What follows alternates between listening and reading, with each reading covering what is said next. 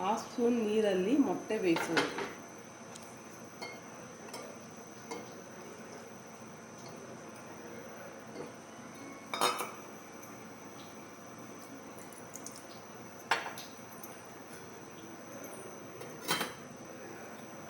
ಮತ್ತು gas on ಮಾಡಿ ಸಿಮ್ಮಲ್ಲಿ ಕೈ ಕಾಣಿಸ್ತದ.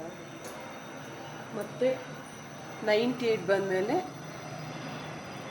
ಆಫ್ ಮಾಡೋದು ನೋಡಿ. ಮತ್ತು ಇದು 98 ಬಂದಿದೆ. 98 ಬಂದು ಸ್ಟೀಮ್ ಹೋಗ್ತಾ ಇದೆ.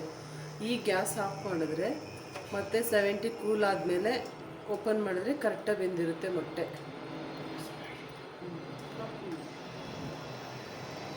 ನೋಡಿ ಇವಾಗ 70 ಬಂದಿದೆ ರಿಟರ್ನು. ಈಗ ಓಪನ್ ಮಾಡ್ತೀನಿ.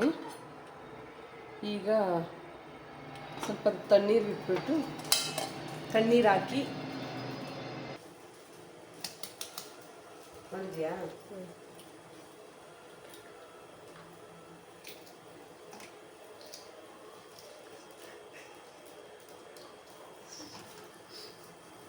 ನೋಡಿ ಕರೆಕ್ಟಾಗಿ ಬೆಂದಿದೆ.